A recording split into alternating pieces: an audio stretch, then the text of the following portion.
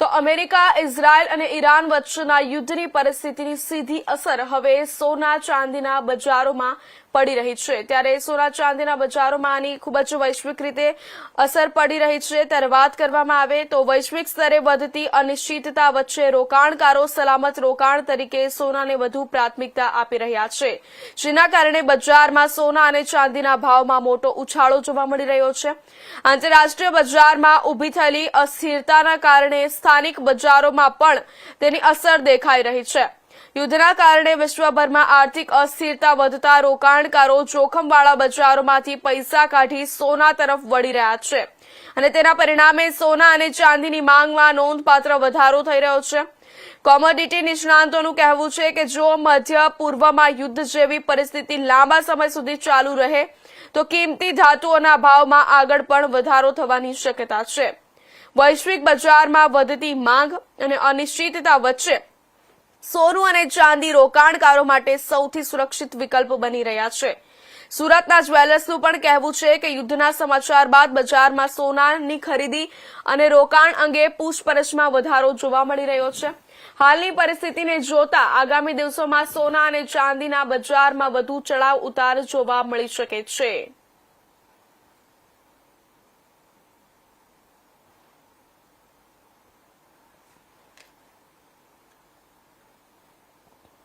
ત્યારે મધ્ય પૂર્વ તણાવની સીધી અસર પડી રહી છે। સોનું ચાંદીના ભાવમાં ઉછાળો, યુદ્ધના ભયથી રોકાણકારો સોનામાં સલામત રોકાણ તરફ વળી રહ્યા છે। વૈશ્વિક અસ્થિરતા વચ્ચે કિંમતી ધાતુઓની માંગ વધી છે।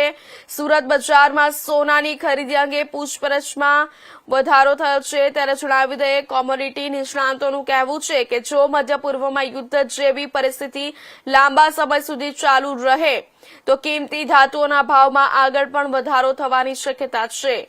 વૈશ્વિક બજારમાં વધતી માંગ અને અનિશ્ચિતતા વચ્ચે સોનું અને ચાંદી રોકાણકારો માટે સૌથી સુરક્ષિત વિકલ્પ બની રહ્યા છે।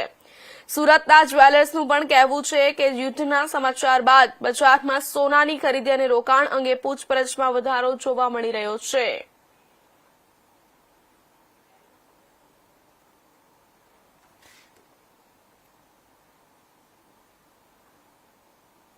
આ સમાચાર પર વધુ વિગતવાર માહિતી આપવા માટે આપણી સાથે સંવાદદાતા જોડાઈ ચૂક્યા છે સુરતથી રવિ બેંડે।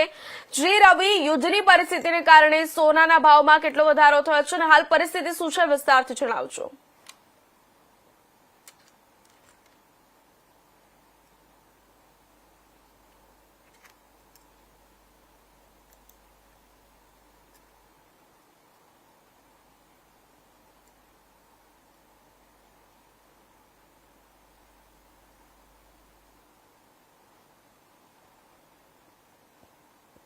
ભાવમાં વધારો જોવા મળી રહ્યો છે। 2.75 જેટલો 1 કિલોના ભાવ જોવા મળી રહ્યો છે। જ્યારે સોનાની વાત કરીએ 10 ગ્રામનો 1.60 લાખ જેટલો ભાવ વધારો જોવા મળી રહ્યો છે। આપણા સાથે જે વેપારી છે, જ્વેલર્સના જે માલિક છે, આપણે દિનેશભાઈ, દીપકભાઈ, કઈ રીતના ભાવમાં ઉછાળો જોવા મળી રહ્યો છે? જે યુદ્ધ છે, યુદ્ધના કારણે કેટલો ભાવમાં વધારો જોવા મળી રહ્યો છે? ઓવરઓલ જોવા જાય તો જયારે પણ યુદ્ધનો માહોલ થાય ત્યારે સોનાના ભાવમાં ઉછાળો આવતો જ હોય છે। તો આજની તારીખમાં પણ જે આ યુદ્ધનું ઈરાન અને અમેરિકા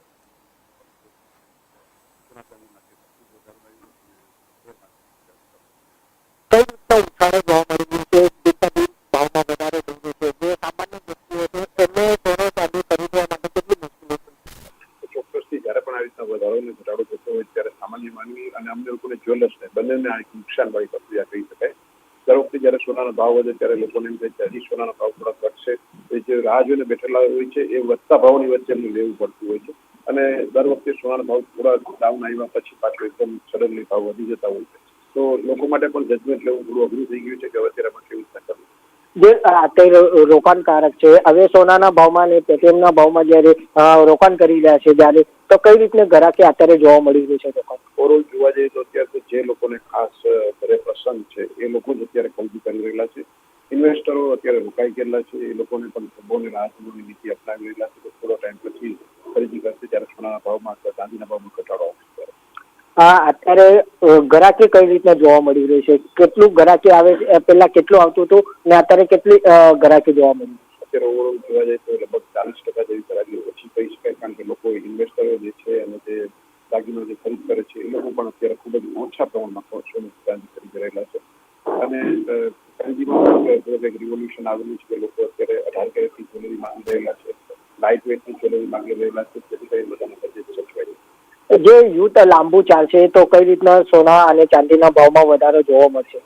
સોના ચાંદીની એવી એક પેટર્ન રહેલી છે કે જે ભાવ સુધી પહોંચતા હોય છે ત્યાં ફરીથી પહોંચવા માટે લોકોને કરતા હોય છે. સોનામાં 2 લાખની નજીક પહોંચી ગયેલું છે સોનું, અને ચાંદી 4 લાખની પાર કરી ગઈ. તો યુદ્ધનો માહોલ રહે તો ફરીથી પાછું સોના ચાંદીના ભાવમાં ઉછાળો આવવાની શક્યતા છે. પણ અમને લોકોને એવું લાગી રહેલું છે કે અહીં થોડું માર્કેટ સ્ટેબલ રહેશે. હવે ખૂબ મોટા ઉછાળાની શક્યતા હમણાં હાલ નથી. વેપારીઓને કેટલો સામનો કરવો પડે છે જે આ યુદ્ધના માહોલમાં સોના ચાંદીના ભાવમાં વધારો? દરેક વધતા ભાવ વચ્ચે પણ સોના ચાંદીના વેપારીને નુકસાન થતું હોય છે અને ઘટતા ભાવમાં પણ નુકસાન થતું હોય છે. સાથે ખરાબીનો પણ માર પડે છે, ત્યારે ખરાબી ઓછી છે. તો આ બધી રીતે જોવા જઈએ તો અમે સોના ચાંદીના બિઝનેસ ઉપરાંત કારીગરો જે છે એને કામ બધું બંધ થઈ જતું હોય છે. તો આ બધી વસ્તુની વચ્ચે કઈ ને કઈ જગ્યાએ નુકસાન.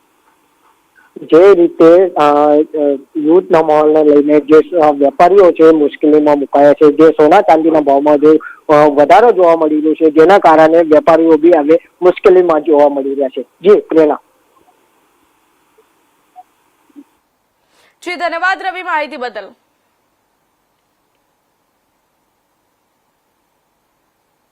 હવે સમય છે એક વિરામનો.